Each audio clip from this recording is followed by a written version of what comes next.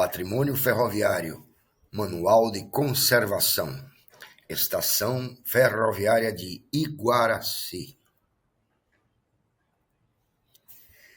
O projeto de restauração da estação de Iguaracy foi desenvolvido a partir de visita técnica realizada pelos arquitetos restauradores Adalto Lira Mota e Ronaldo Câmara de Sá, no mês de setembro do ano de 2023.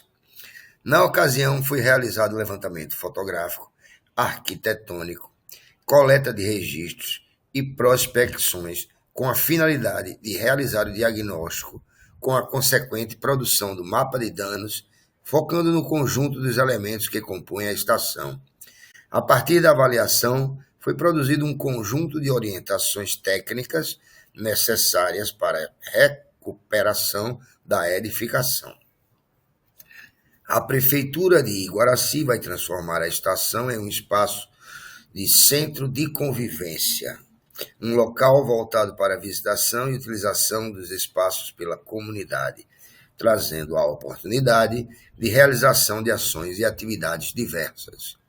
O centro será dotado de um hall de entrada, circulação, sala de administração, salão de oficinas e 2 W6, sendo um voltado para pessoas com deficiência de mobilidade, além de um terraço na antiga plataforma, que está detalhado na proposta de uso e intervenção. Desta forma, a proposta arquitetônica aponta no sentido de reordenar os fluxos viários envolvidos e tirar partido dos materiais, dos espaços e vãos ali encontrados, buscando proporcionar um espaço de contemplação, de integração, com inclusão e acessibilidade, enfim, um equipamento voltado para a união e o lazer das pessoas. A restauração da estação de Iguaracy, com a sua reintegração através de sua utilização como centro de convivência, contribui no sentido da preservação e do resgate da memória ferroviária do Estado de Pernambuco. O presente Manual de Procedimentos de Restauro e Conservação, foi desenvolvido com a finalidade de orientar as futuras intervenções de conservação do edifício, destacando a especificidade das ações e definindo as diretrizes técnicas que deverão nortear as futuras intervenções no edifício da Estação Ferroviária de Iguaracy. Bom, na próxima página nós temos uma fotografia aérea via satélite do espaço onde está localizada a estação de Iguaracy. Nela estão identificados a estação de Iguaracy, a cidade de Iguaracy, o pontilhão ferroviário, a estação de Irajaí, a vila de Irajaí e a vila ferroviária.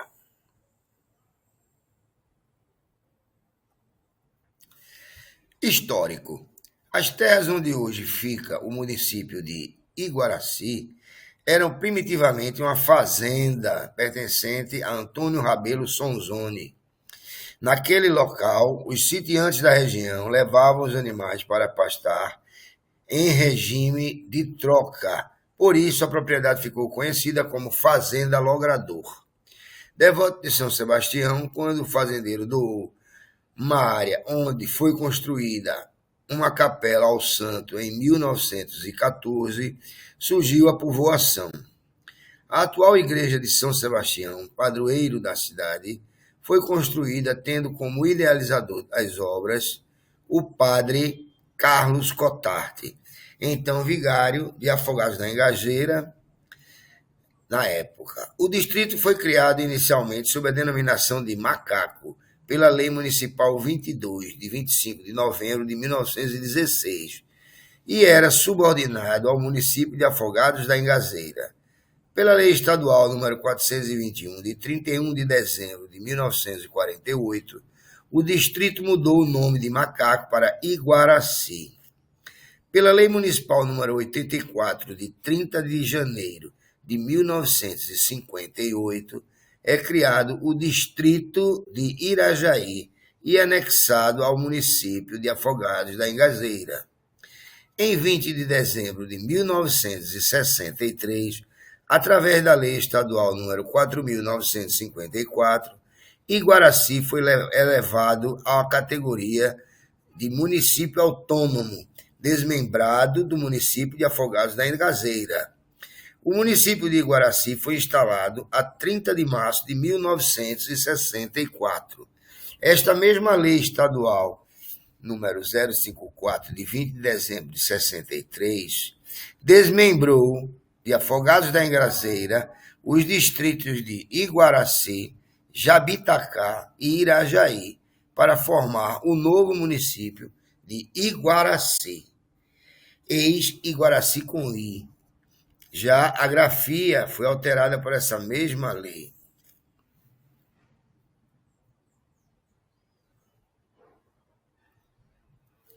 Estrutura.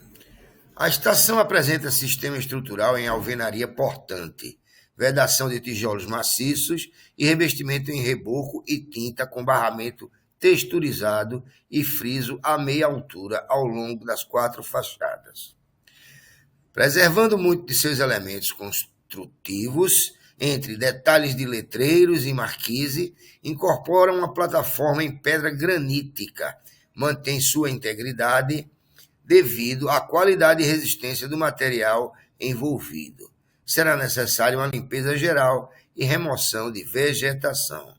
O piso interno, assim como a calçada da entrada oeste, encontra-se em péssimo estado, adentrando por toda a edificação, invadido pela vegetação que proliferou por todos os ambientes, com exceção do armazém, que tem todo o seu piso em pedra granítica e encontra-se em excelente estado.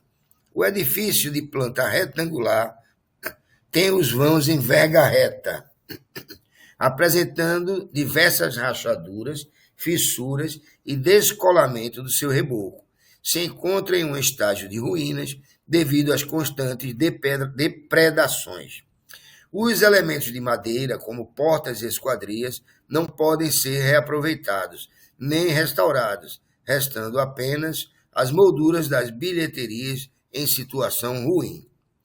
A sua coberta de telha-canal foi totalmente suprimida, fato que comprometeu os elementos de madeira que faziam a sustentação da coberta. Nas 2 fachadas longitudinais, não encontramos os exemplares de mão francesa em ferro que funcionavam como suporte de lampiões, nem do suporte de ferro que dava sustentação ao sino da estação. Os vãos das aberturas são em vergas retas e as esquadrias foram removidas e ou danificadas, não restando nenhuma das longarinas, apenas os trilhos em ferro acima das portas do armazém. O estado geral da estação é de abandono e apresenta ainda na marquise de concreto, sobre a plataforma de desembarque, partes com descolamento no reboco, fissuras, eflorescências, dentre outras patologias. Proposta de intervenção. Aqui vemos uma planta com algumas cores representando a número 1, o hall de entrada, número 2, a circulação, número 3, a sala de administração, número 4, o WC acessível, número 5, WC comum, número 6, salão de oficinas e número 7, o terraço. Estação de Iguaracy, proposta de uso. O projeto de restauração da estação de Iguaracy foi desenvolvido concomitantemente com a Prefeitura de Iguaracy, proprietária do projeto, para ser utilizada como centro de convivência, voltado para a comunidade do município, e ficará dessa forma estruturado.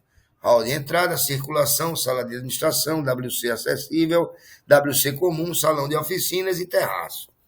O espaço receberá a gestão da Prefeitura através da sua Secretaria de Cultura. Deverá receber ações no sentido de estimular a formação, a capacitação, o entretenimento, enfim, atividades que possam levar ao povoado do município um equipamento voltado para o desenvolvimento humano, resgatando um conjunto que durante décadas serviu àquela população com bastante intensidade e está vivo na memória daqueles que tiveram a oportunidade de usufruir de sua importância.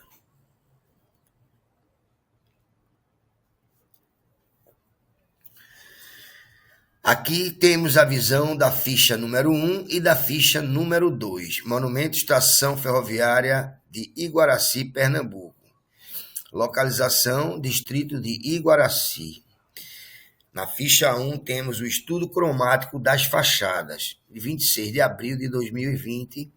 O tempo estava com sol com nebulosidade no horário das 14 horas. Cartelas de cores, Pantone Color Bridge Uncoated. Então, nós temos 5 cores. A quinta cor, ela é branco.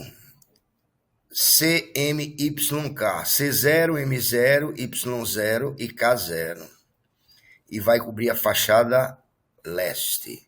A quarta cor é uma cor Pantone 7412 UP, CMYK, C17, M43, Y87 e K10. É uma cor ocre, que também estará na fachada leste. A terceira cor, Pantone 5605 UP, CMK, C71, M57, Y70 e K11. Essa já vai para a fachada oeste, né? E a segunda cor é uma Pantone 491 UP, CMYK, C38, M79, Y70, K10. E a primeira cor é uma cor Pantone 7727 UP, CMYK, C93, M37, Y96 e K3, fachada sul. Vamos agora para a ficha 2, Monumento Estação Ferroviária de Iguaracy. Sítio Iguaracy, Distrito de Iguaracy, Pernambuco.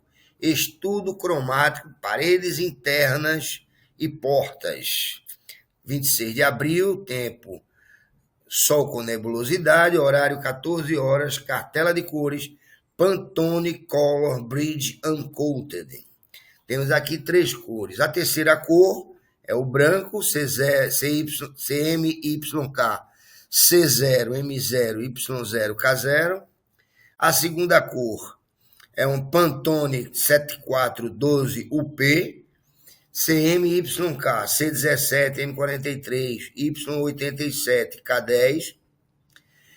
E a primeira cor é uma cor Pantone 7727 UP, CMYK, C93, M37, Y96 e K3. Aqui nós temos as plantas, né, as perspectivas em desenho feitas pelos arquitetos, com a fachada leste, com 3 portas, a porta maior levando para o vão principal. Temos também a fachada norte, com uma visão como se fosse lateral da estação, com o nome da cidade na parte ocre, uma janela verde e uma porta verde também, verde musgo, né? E o nome da cidade Iguaracy. Temos a fachada oeste, com 2 janelas à esquerda, uma porta menor à esquerda e uma porta maior no vão central, também pintadinha com as cores que acabamos de ver na paleta cromática. A fachada sul parece com a fachada norte, só que não tem nenhuma porta nem janela, e o nome da cidade em cima em alto relevo. Temos ainda dois cortes em desenho, corte A e corte B. Seguindo adiante, passamos para as recomendações de pintura das superfícies e detalhes construtivos. A pintura deverá ser realizada toda em tinta mineral, fabricada para o conjunto, segundo as recomendações do estudo cromático.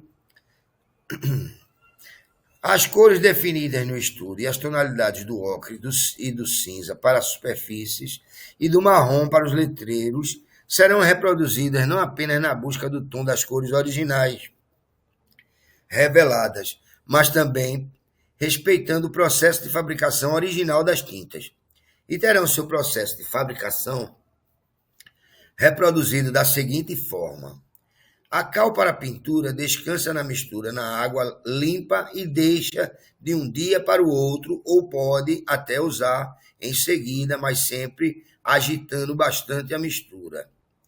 A mistura é de 4 litros de água para 4 quilos de cal, resultando na cor branca, e 1 quilo de pó xadrez para tonalizar as cores definidas para a base de referência dos diversos planos das fachadas e detalhes dos letreiros.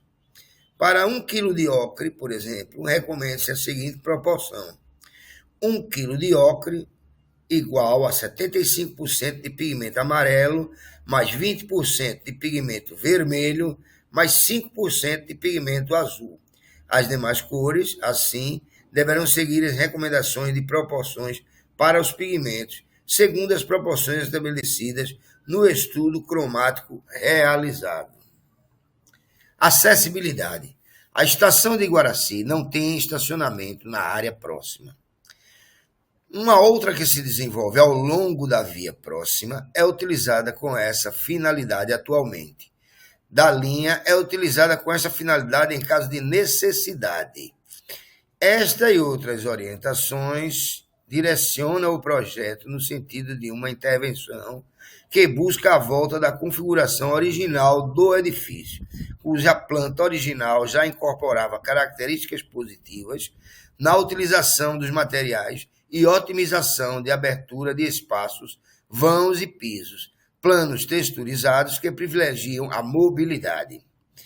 O acesso ao interior do edifício é livre de barreiras arquitetônicas e de obstáculos que impeçam ou dificultem a acessibilidade da pessoa portadora de deficiência ou com mobilidade reduzida, e será provido da instalação de uma rampa de acesso e corrimão. No terraço será implantada uma faixa sinalizadora no limite da plataforma em toda a sua extensão, demarcando a diferença de planos. Os itinerários que comunicam todas as dependências e serviços do edifício entre si e com o exterior deverão cumprir os requisitos de acessibilidade. O edifício deverá dispor de um banheiro acessível com equipamentos e acessórios que possam ser utilizados por pessoa portadora de deficiência ou com mobilidade reduzida, conforme detalhe apresentado. Lista de danos encontrados na estação. 1. Manchas por umidade, fungo e bolores. 2. Danos por sujidades. 3. Fissuras. 4. Corrosão do ferro. 5. Danos por intervenção descaracterizadora. 6. Perda por expansão do ferro. 7. Desprendimento de reboco. 8. Danos em ornato integrado ou aplicado. 9. Danos por térmitas. 10. Decomposição da madeira. E 11. Ausência de esquadrias. 1. As manchas por umidade, fungos ou bolores. As manchas por umidade, fungos ou bolores são áreas com coloração diferentes e podem ocorrer pela presença de umidade, sujeira, gorduras, poluição, fumaça e presença de sais. São áreas com colorações diferentes e podem ocorrer pela presença de umidade, sujeira, gorduras, poluição, fumaça e presença de sais. As manchas por umidade podem ocorrer pela má conservação do imóvel, por infiltrações diversas, pelo clima regional e até mesmo por falhas de projeto. A umidade pode acarretar perda do material e formação de colônias de fungos e bolores, que, por sua vez, com o tempo, podem decompor a matéria e causar problemas estruturais ao edifício. Quando não, podem afetar a saúde, criando ambientes insalubres. A estação sofreu depedração, tendo sua coberta em esquadrias, o que acelerou o processo de proliferação de manchas e bolores. Recomendações de intervenção. Resolvido o problema com a infiltração, que provocam as manchas por umidade, a solução passa pela limpeza com água e repintura. No caso desse diagnóstico, as manchas na alvenaria são provocadas pela ação da chuva, e a recomendação anterior é a retirada das camadas de repintura, portanto, a retirada dos locais afetados. 2. Danos por sujidades. Nesse diagnóstico, foi considerada a sujidade todo material que se aderiu à superfície, sendo uma mistura de partículas orgânicas, óleos, poeira, provocados pela ação do homem ou da natureza. Encontramos por todos os pisos, paredes internas e fachadas esse tipo de dano, proveniente da ação do homem e da natureza. Recomendações de intervenção. Lavagem com a solução de hipoclorito de sódio a 10% e esfregar com escova. Caso não remova, fazer raspagem cuidadosa com espátula de aço. E no último caso, fazer apicoamentos leves para retirada de argamassa. 3. Fissuras. São aberturas longitudinais e nesse diagnóstico encontramos pequenas fendas em 30% da superfície do reboco, em alguns ornamentos e no piso cimentado. Em geral, as pequenas fissuras não comprometem a estabilidade do material, porém, nos casos de alguns ornatos, podem levar a desprendimento, provocando a perda de material. Recomendações de intervenção. Antes de qualquer ação, é importante resolver os problemas com a infiltração da água. Resolvido esse problema, é necessário que se faça a substituição das partes que estão deslocando. O trecho danificado a ser substituído deve ser recortado e escavado até a alvenaria. Todo o material deve ser retirado e ela deve ser lavada com água limpa e escarificada. Depois lavada novamente. Antes de qualquer argamassa ser aplicada à superfície, as juntas devem ser cortadas a uma profundidade de pelo menos 1,6 centímetros para se obter aderência à superfície. A superfície de alvenaria deve, então, ser umedecida para reduzir a sucção, em especial nos climas quentes, e, posteriormente, aplicada a argamassa. Uma vez limpa, livre de gorduras e poeira, a superfície está pronta para receber o embolso e o reboco. Embolso. Aplica-se primeiro uma camada de embolso de traço em argamassa de cal e areia grossa, lavada e peneirada, no traço 1:2 ou 2,5, que deve ser texturizada com uma desempenadeira dentada para que haja melhor aderência do reboco de acabamento. Reboco, meio centímetro.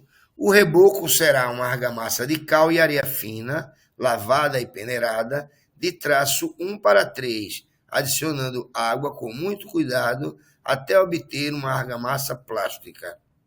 Ferragem, desmonte a peça, lixe retirando o excesso de tinta ou a oxidação, as quebradas que não for possível recuperar, tanto na ferragem de fixação quanto na de vedação, devem ser substituídas por similares de boa qualidade.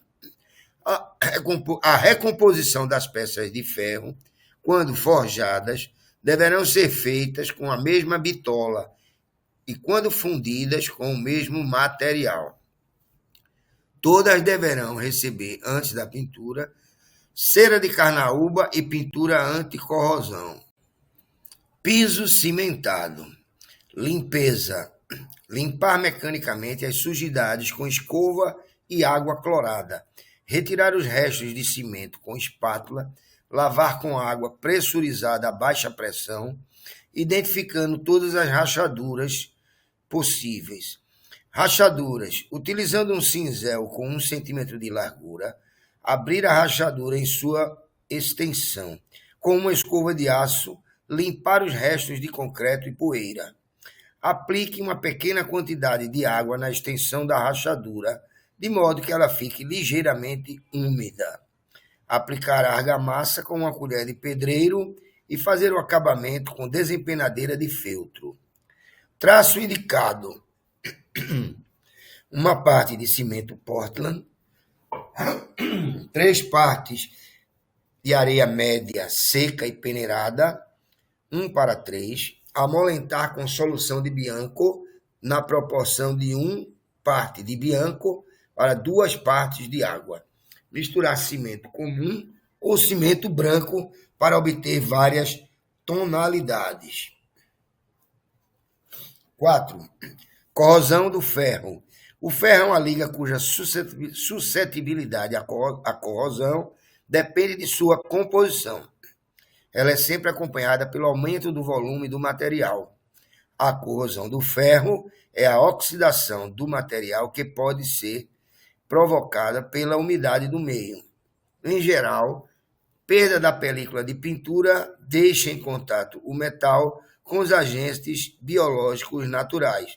Contudo, caso tenha havido uma intervenção inapropriada anteriormente, ela pode acelerar esse processo. Recomendações de intervenção. Desmonte a peça, lixe retirando o excesso de tinta ou a oxidação. As quebradas, que não forem possíveis de se recuperar, tanto na ferragem de fixação ou de vedação, substituir por similares de boa qualidade. A recomposição das peças de ferro, quando forjadas, deverão ser feitas com a mesma bitola e, quando fundidas, com o mesmo material. Todas deverão receber, antes da pintura, cera de carnaúba e pintura anticorrosão. 5. Danos por intervenção descaracterizadora. É todo tipo de intervenção que não é certa, nem verdadeira ou real. A coberta foi totalmente perdida. Linhas, caibros, ripas, calhas e as descidas das águas pluviais, pela ação do tempo e dos animais xilófagos. Recomendações de intervenção. Deve ser cuidadosamente demolida ou retirada, usando as boas práticas de restauro, de forma a reintegrar a originalidade do bem na medida do possível. Perda por expansão do ferro. Em muitas situações, o concreto degrada-se naturalmente ao longo do tempo, ou por causa das ações externas e falhas de execução. Como elemento estrutural, é de suma importância para a segurança e o concreto deve ser devidamente recuperado. Recomendações de intervenção. Para fazer uma recuperação estrutural, inicie pela verificação das possíveis causas, como fissuras e trincas, corrosões de armadura, manchas na superfície e falhas de concretagem. Após o diagnóstico, escolha a argamassa que melhor atenda às necessidades da obra. Limpe a área criando uma superfície aderente. Com um martelo, apicoe e elimine todas as áreas deterioradas ou não aderidas, formando arestas retas. Retire o concreto em volta das armaduras corroídas, deixando no mínimo 2 centímetros livres em seu contorno. Se a armadura estiver muito deteriorada e com perdas, troque-a. Se a armadura estiver com agressão apenas superficial, limpe a ferrugem com uma escova de aço, aplique sobre toda a armadura com um pincel uma camada de um produto inibidor de corrosão, aplique o supergrout quartzolite ou similar, monte a forma necessária de maneira que permita o lançamento do produto. Após 24 horas, realize a remoção das formas.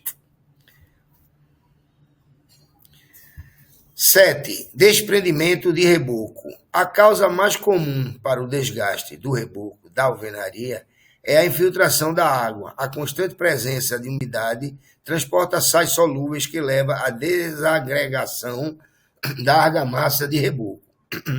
Nesse diagnóstico, detectamos manchas de umidade por ação das chuvas e uma mancha proveniente do tubo de queda de água. Recomendações de intervenção. Antes de qualquer ação, é importante resolver os problemas com a infiltração da água.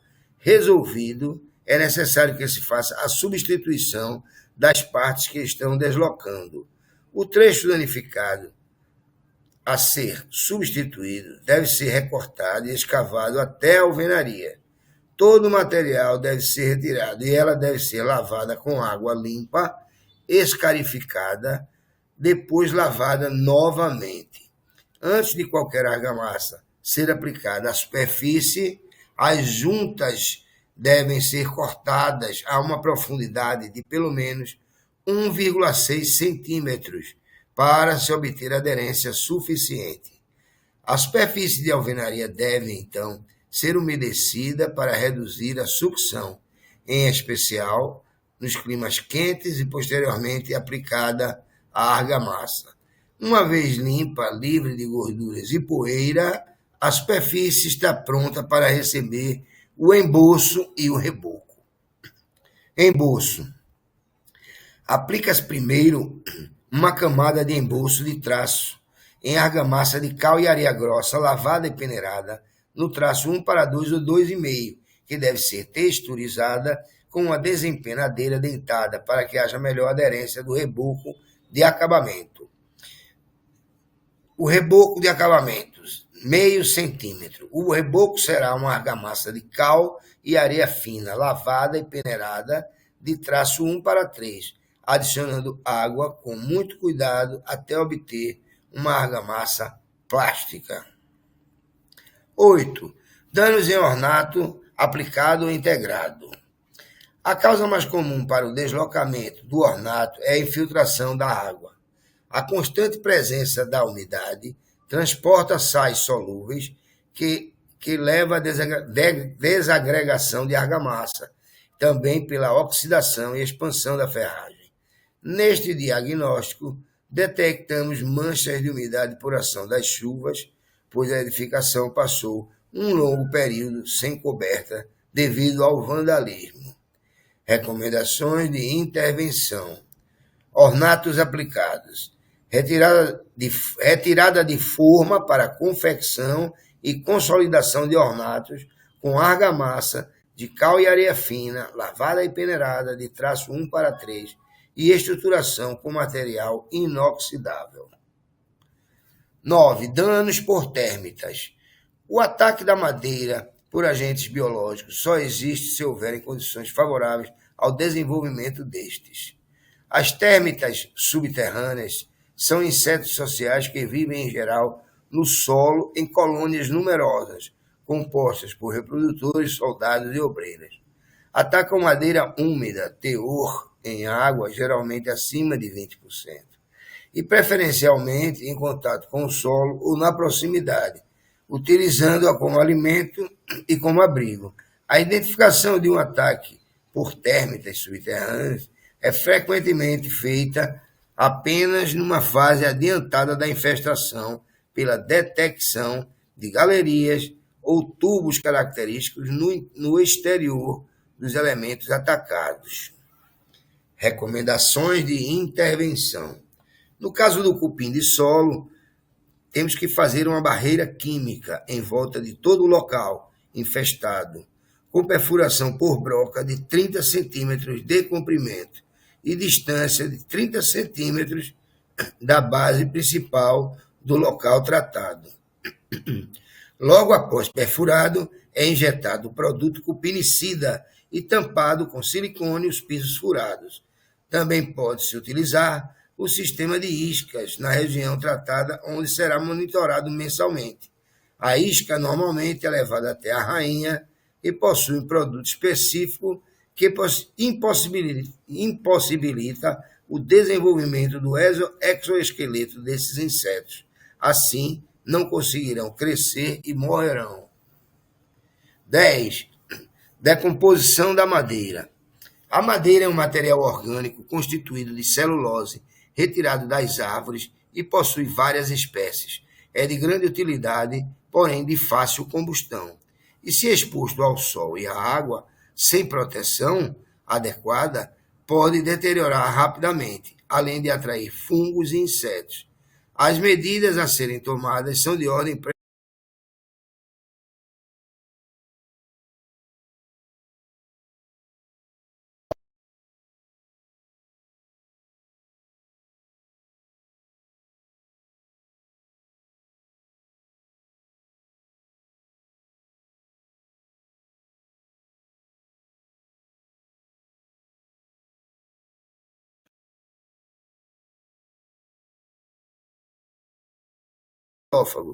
por técnicos estrutural com sambladuras para a garantia da perfeita fixação. Os enxertos deverão ser feitos com uma massa à base de cola branca e pó de madeira. Pintura das peças de madeira, lixamento das superfícies, aplicação de fundo selador para nivelar, limpeza da poeira e eliminação das imperfeições com massa a óleo, lixamento das superfícies, novamente para corrigir as imperfeições e limpeza. Aplicação de 2 a 3 demãos de tinta e esmalte sintético não deve ser de secagem rápida. 11. Ausência de esquadrias. Perda total das esquadrias por vandalismo, por ação do tempo ou por animais xilófagos. Deverão ser de madeira de lei, de caixa ou de canto, conforme a amostra existente em loco. Recomendações de intervenção. A madeira utilizada deverá ser de lei, bem seca, de primeira qualidade, aparelhada, perfeitamente esquadrejada, de quinas vivas e retilíneas, e isenta de partes brancas, brocas, nós, fendas, rachaduras e empenos. As grades internas e externas deverão ser de madeira de lei, de caixa ou de canto, conforme a amostra existente em loco. Pintura das peças de madeira. Lixamento das superfícies, aplicação de fundo selador para nivelar, limpeza da poeira e eliminação das imperfeições com massa a óleo, lixamento das superfícies, novamente, para corrigir as imperfeições e limpeza. Aplicação de 2 a 3 demãos de tinta esmalte sintético. Não deve ser de secagem rápida. 1 kg de cal para 2 litros de água. Após esse período, adicionar à mistura 8 colheres de sopa de óleo de linhaça e 900 ml de cola branca. Aplicar a primeira demão de forma mais fluida, uma porção de leite para 3 porções de água. Esta demão deve ser aplicada horizontalmente. A segunda demão deve ser feita com cerca de 1 porção de leite para 2 porções de água. Deve ser aplicada verticalmente, as camadas seguintes devem ser aplicadas alternadamente, horizontal e vertical. Geralmente, com 3 demãos, tem-se a pintura definitiva. A tinta deverá ser toda coada em peneira fina antes de sua aplicação. Caso seja necessário o uso de pigmentos, adicionar conforme a paleta de cores. Este foi o Manual de Conservação da Estação Ferroviária de Iguaracy. Funcultura, Fundo Pernambucano de Incentivo à Cultura. Fundarp, Fundação do Patrimônio Histórico e Artístico de Pernambuco. Secretaria de Cultura, Governo de Pernambuco, Estado de Mudança.